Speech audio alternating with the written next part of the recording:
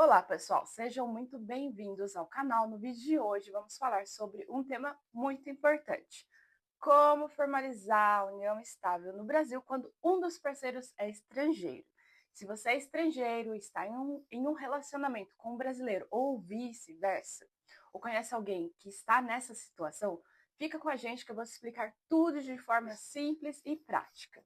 Antes de começar, meu nome é Gilmar, mas pode me chamar de Gil, e eu passei por toda essa situação. No meu canal tem vários vídeos explicando todos os processos, como a emissão do RNE, direitos e deveres de estrangeiro com o RNE, para evitar que vocês passem pelos mesmos perrengues que eu já passei. Primeiro, o que é união estável e como ela funciona no Brasil. Você sabia que a união estável é reconhecida pela Constituição brasileira como uma entidade familiar? Ela é um dos tipos de relacionamento que garante direitos como os de um casamento, mas sem a formalização do civil, ou seja, você não precisa de uma cerimônia religiosa ou civil para ser reconhecido, desde que o casal viva com o intuito de construir uma família. Agora, quando um dos parceiros é estrangeiro, o processo exige alguns documentos extras. Vamos ver eles quais são. Primeiro, o parceiro estrangeiro precisa ter um passaporte válido com visto ou um carimbo de entrada no Brasil. CPF brasileiro, caso ainda não tenha, você precisa solicitar na Receita Federal. É possível solicitar apenas com o passaporte. E no cartório que eu realizei a minha união estável, não foi pedido o CPF. Então, depende do cartório. É sempre bom perguntar antes. Certidão de estado civil, caso seja solteiro ou solteira, ou certidão de divórcio ou óbito, se for o caso. Apostilada, prestem atenção, apostilada no país de origem e traduzida por um tradutor juramentado no Brasil. Esse documento o estrangeiro solicita no cartório do país em que ele vive. Fiquem atentos às datas e prazos, pois pode ter validade e alguns países demoram de 3 dias a 2 semanas para realizarem o apostilamento. Agora prestem muita atenção, fiquem atentos, porque existem duas formas de realizar a união estável, mas uma delas nem sempre é aceita de forma legal. Eu estou falando da declaração particular com reconhecimento de firma.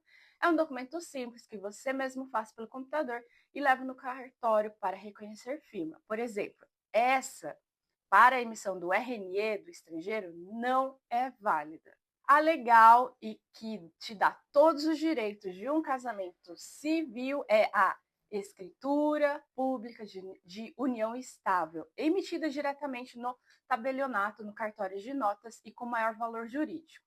Esse é o método mais indicado, especialmente em casos internacionais. Agora vamos às etapas. Escolha um cartório de notas perto da sua casa.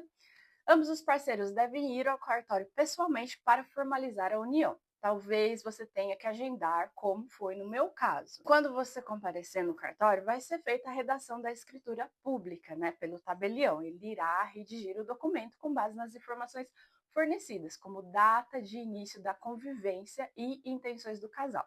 No meu caso, nós precisamos de uma tradutora, que foi a minha amiga mesmo, que realizou as traduções dos que estava sendo falado e do que estava escrito no documento.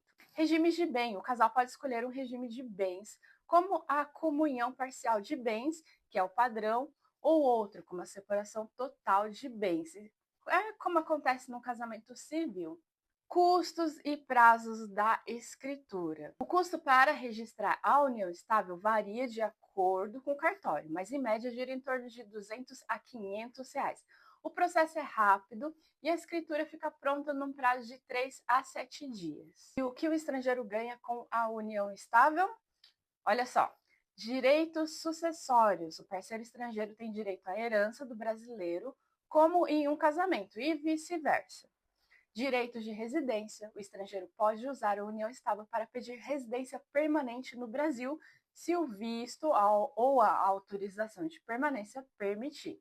Acessos a direitos sociais, como, por exemplo, o SUS, plano de saúde e outros benefícios que são garantidos pelo cônjuge. Ou seja, a união estável facilita a vida legal e social do parceiro e estrangeiro aqui no nosso Brasil. E aqui vão algumas dicas para facilitar o processo. Organize todos os documentos antes, certifique de que todos os papéis estão corretos e prontos antes de ir ao cartório. Busque um cartório que tenha experiência com o estrangeiro, porque isso pode agilizar o processo e evitar problemas na hora da tradução ou do reconhecimento do estado civil.